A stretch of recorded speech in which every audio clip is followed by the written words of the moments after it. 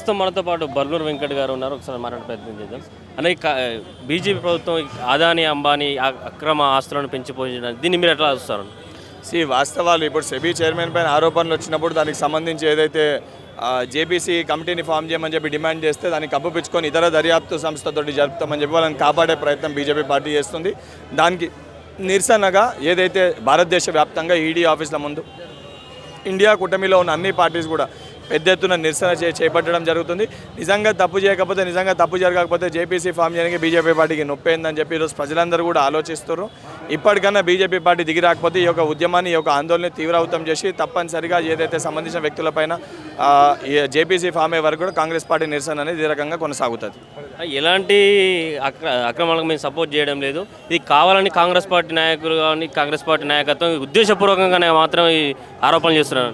ఏదైతే నిజంగా అక్రమాలకి వారు సహకరించకపోతే, వారు నిజంగా దానికి సపోర్ట్ చేయకపోతే జాయింట్ ఏదైతే జేపీసీని ఫామ్ చేయమంటే ఎందుకు దానికి మొండి వైఖరి చేస్తుర్రు? ఎందుకు జేపీసీ ఫామ్ చేయకుండా ఈ యొక్క దొంగ నాటకాలు ఆడుతుర్రు? దీంట్లోనే అనేక అనుమానాలకి తారితీస్తుంది. ఇతర దర్యాప్తు సంస్థతోటి ఏజెన్సీస్ తోటి ఇన్వెస్టిగేట్ చేస్తామని ఎందుకు చెప్తుర్రు? ఇవన్నీ కూడా మేము చెప్పడం కాదు, ప్రజల ముందు వాస్తవాలు ప్రజల ముందు కూడా ఉన్నాయి. ఇప్పటికే తగిన గుణపాఠం ఏదైతే సంబంధించి మొన్న కనీసం కొన్ని సీట్లు వచ్చినాయి. రేపొద్దున లోకల్ బాడీ ఎలక్షన్స్ ఎక్కడైనా, రేపొద్దున ఇతర రాష్ట్రాల ఎలక్షన్స్ అయినా బీజేపీ పార్టీ యొక్క వైఖరికి భారతదేశ వ్యాప్తంగా ప్రజలందరూ కూడా assembly elections, local body elections BJP పార్టీకి తగిన గుణపాఠం చెప్తారు. ఈ రోజు కూడా బీఆర్ఎస్ కూడా ధర్నాలు నిర్వహిస్తుంది. ఇదే రోజు మీరు వేసిన రోజు కూడా దీన్ని మీరు ఎట్లా చూస్తారు? ఎప్పుడన్నా కూడా బీఆర్ఎస్ పార్టీ ఇండైరెక్ట్గా బీజేపీ పార్టీ సపోర్ట్ చేయడానికే ఇష్యూని డైవర్ట్ చేసే ఒక ప్రయత్నం చేస్తారు. అసలు బీఆర్ఎస్ పార్టీ నిజంగా రైతుల పక్షపాతిగా వారు మాట్లాడే ఒక అర్హతనే బీఆర్ఎస్ పార్టీకి లేదు. గత 10 ఏళ్లుగా బీఆర్ఎస్ పార్టీ అసలు రైతులకు చేసిన రుణమాఫీ ఎంత, కాంగ్రెస్ పార్టీ 8 నెలల్లో చేసిన రుణమాఫీ ఎంత?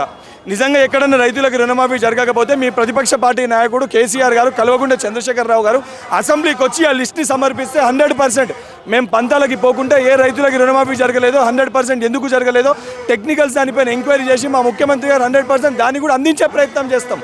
అవన్నీ చేయకుండా కేవలం కక్షపూరితంగా రాజకీయ కోణంలో రాజకీయ లబ్ధి కోసం రాలేదు, ఇయ్యలేదు, చేయలేదు అని చెప్పని నామమాత్రంగా మాట్లాడుతూ ఏదైతే రైతుల్ని మోసం చేసే ప్రయత్నమో, ప్రజల్ని మిస్లీడ్ చేసే ఒక ప్రయత్నం బీఆర్ఎస్ పార్టీ చేస్తుంది. ప్రజలకి వాస్తవాలు తెలుసు. ఈరోజు రైతు రుణమాఫీ వల్ల లబ్ధి పొందిన రైతులే రేపొద్దున లోకల్ బాడీ ఎలక్షన్స్లో బీఆర్ఎస్ పార్టీకి తగిన గుణపాఠం చెప్తారు. కొంతమంది రైతులు కూడా అక్కడక్కడ రోడ్డు ఎక్కిన పరిస్థితి కూడా కనిపిస్తూ ఉన్నాయి. దీన్ని ఎట్లా చూస్తారు మరి మీరు? ఎక్కడ కూడా రైతులకు ఎవరికైనా రాకపోయినా, ఏ కారణంగా రాలేదో దానికి సంబంధించిన డీటెయిల్స్ వస్తే 100% దానిపైన ఏదైతే వాళ్ళకి ఇచ్చే విధంగా, ఇప్పించే విధంగా మా ప్రభుత్వం సిద్ధంగా ఉంది. మేము లేము, ఇవ్వము అని చెప్పి మాట్లాడితే ఇవన్నీ కూడా వాస్తవాలు వస్తాయి. సంబంధించిన ప్రజాప్రతినిధులు ఎవరున్నా దానికి సంబంధించి వారు వచ్చి ఆ డీటెయిల్స్ ఇవ్వాలని చెప్పి 100% ఇచ్చిన తర్వాత వారికి కూడా వచ్చే విధంగా తప్పనిసరిగా కాంగ్రెస్ పార్టీ ప్రయత్నిస్తుంది. 2 లక్షల రుణమాఫీ ఎలాంటి ఆంక్షలు లేకుండా రుణమాఫీ చేయాలని వాళ్ళు డిమాండ్ చేస్తూ ఉన్నారు. దీన్ని ఎట్లా ఏమని అసలు వాళ్ళకైనా క్లారిటీ ఉందా? వాళ్ళు ఏమడుగుతారో? ఈరోజు నిజంగా రుణమాఫీ జరగకపోతే అంతగానం డబ్బు ఎవరికి పోయింది? రైతులకు రుణమాఫీ జరగలేదని చెప్పి వాళ్ళు మాట్లాడుతారు. నిజంగా కల్వకుంట్ల చంద్రశేఖరరావు గారిని రమ్మనండి, నేను వస్తా, ఏదో ఒక గ్రామానికి పోదాము, రైతుల సమక్షంలో రైతులకు అడుగుదాము. అంతెందుకు ఆయన సొంత నియోజకవర్గంలో ఆయన ఏదైతే నివసిస్తున్న అదే గ్రామానికి పోదాము. ఆ గ్రామం ఏదైతే సంబంధించి ఆడ ఆఫీసర్ని పెట్టి ఎంతమంది రైతులకు రుణమాఫీ అయిందో కానీ అక్కడే నిర్ధారిస్తాం. 10 ఏళ్ళకి ఇచ్చింది ఎంత, మేము ఇచ్చింది ఎంత అనేది తెలుస్తుంది కదా. అవన్నీ పక్కన పెట్టి ఇవ్వకుండా, రాకుండా, బయట మాట్లాడకుండా, అసెంబ్లీకి రాకుండా ఈ కల్లుబులి మాటలు చెప్పి ఎందుకు ప్రజల్ని మోసం చేసే ప్రయత్నం చేస్తారు? ఇప్పటికన్నా ఇటువంటి దొంగ తిరుగు మాటలు మాట్లాడు ఆపి 10 ఏళ్ళుగా మీరు ప్రజలకు ఏం చేయలేకపోయారు, మేము చేయడానికి సిద్ధంగా ఉన్నాం. ఏ కళలతోటి, కాంక్షతోటి తెలంగాణ రావాలని ప్రతి తల్లి కళ కన్నదో, ఆ కళ నెరవేరాలని చెప్పి సోనియమ్మ తెలంగాణ రాష్ట్రాన్ని ఇచ్చిందో, ఆ కళ సాకారం చేయాలని చెప్పని రేవంత్ రెడ్డి గారు అహర్నిశలు కృషి చేస్తారు, కష్టపడతారు. మీరు ఎట్లన్నా చేయలేకపోయారు. కనీసం చేసే వ్యక్తి కన్నా సహకరించి 10 ఏళ్ళుగా మీరు తెలంగాణకి చేసిన ద్రోహాన్ని, ఆ పాపాన్ని కొంచెమన్నా కూడా మీరు చేసుకునే ఒక అవకాశం మీకు ఉంటుంది. సహకరించండి అని చెప్పి డిమాండ్ చేస్తున్నా.